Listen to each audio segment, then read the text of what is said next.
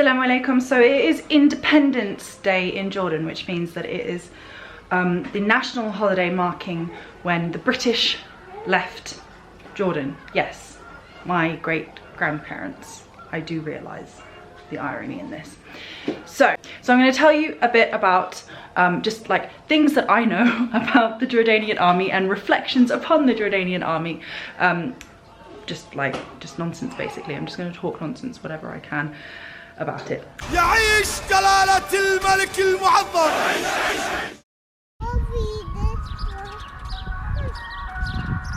I'm going to be cooking at the same time. I am cooking kofta today with tahini sauce, and we're going to see if this works or not.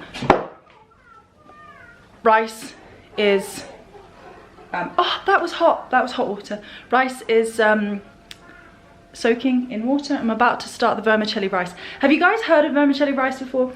So cool. So vermicelli is what you thought it was, like this pasta type stuff. It's called something shar, something to do with hair.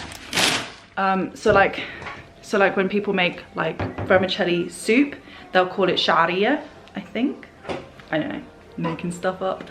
I'm going to show you the rice because it's amazing. It's the most delicious rice. You fry up the pasta so it becomes like goldeny, and then you add in the short grain rice and you cook it like that, and it tastes the bomb. Like, it's so good. It's like really nutty. Anyway, let's start.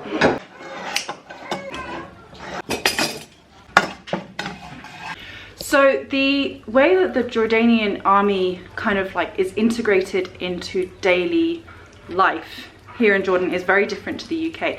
In the UK, the army is very much separate. It's kind of, I don't know how to explain it, but you don't tend to see soldiers very often. And yes, you could make the argument that that's because they're in foreign countries invading and occupying. But here in Jordan, the army is, I think, probably a little bit more respected, like by the majority of people. People appreciate the army generally, and people feel safe with the army. So one of the things that people always comment on when they come to Jordan for the first time is there's army everywhere you go, there's police everywhere you go, and like you feel very much the presence of the police. And I think that can be a bit scary for people coming from America, people coming from Europe and things, because we're just not used to seeing that. We're not used to seeing people kind of police and army walking around armed. Ooh. Whereas here you see it everywhere. You know, it's not uncommon for me when I'm dropping my kids off at school, my son off at school, that I will see parents in their army uniforms on their way to work. Whereas maybe the equivalent in the UK would be that they're in plain clothes, whereas here they dress in their full uniform. Oh look, I didn't stir it. It's but there, the colours coming like you can see it's two different colours because I didn't stir it at all.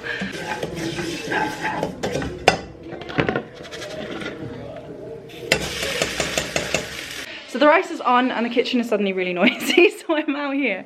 And you know, you turn on the TV and you have certain channels that will just be streaming stuff, like army related stuff, like it's very nationalistic kinds of things.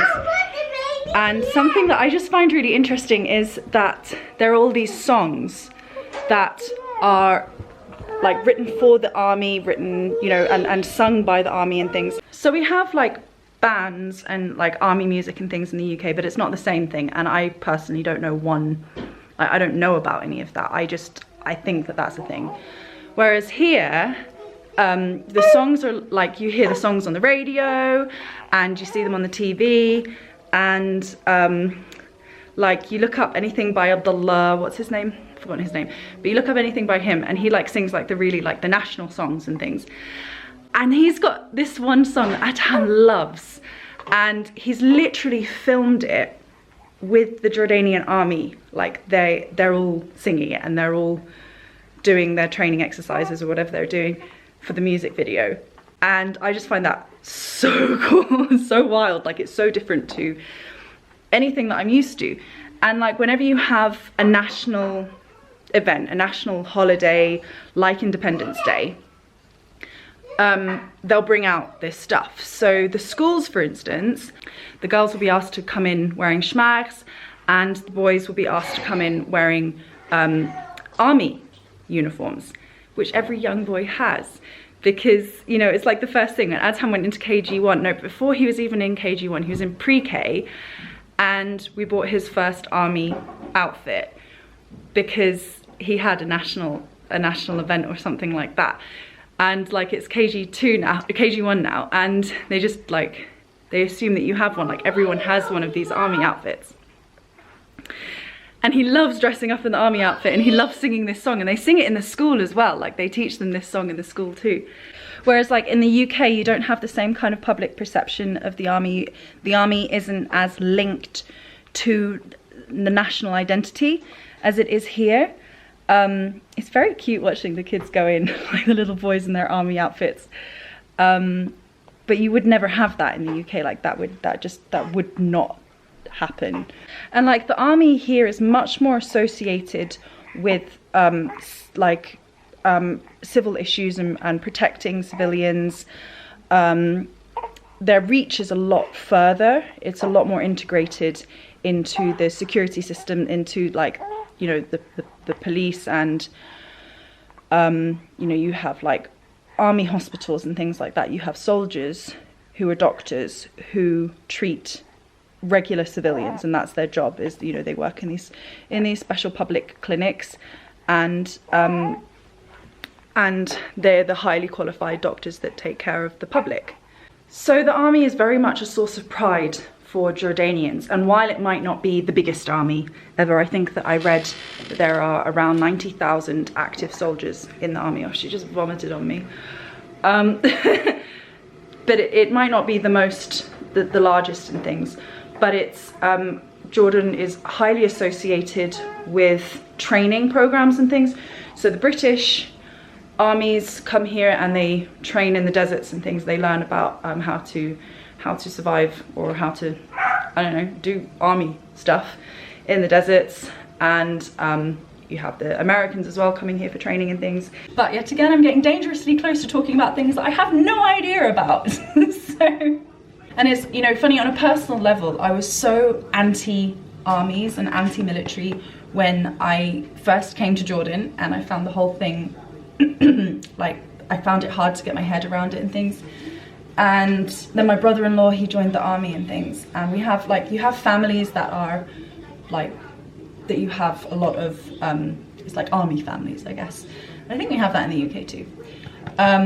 But yeah, I started to get like much more exposed to armies, as you would being here. And over time, I've started to see like, okay, there's not every army is the same kind of army, and they have a different role. And that's interesting. So now, you know, when Adham dresses up in his army outfit, I don't find it offensive, you know, like I might have 6 years ago, 7 years ago. So yeah, it's just really interesting.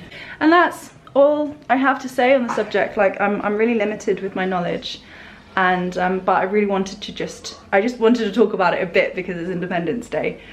And people have asked me over the years to talk about the army and things. I'm sorry I didn't bring you information and facts, but I am cooking food, so that's it. And go over onto social media. Inshallah, I would really like to actually make it out and do some of the Independence Day activities and events and things that will be going on. So follow me on social media, MummyinAmman, and inshallah I will be sharing stuff that's going on. So take care guys, ma salama.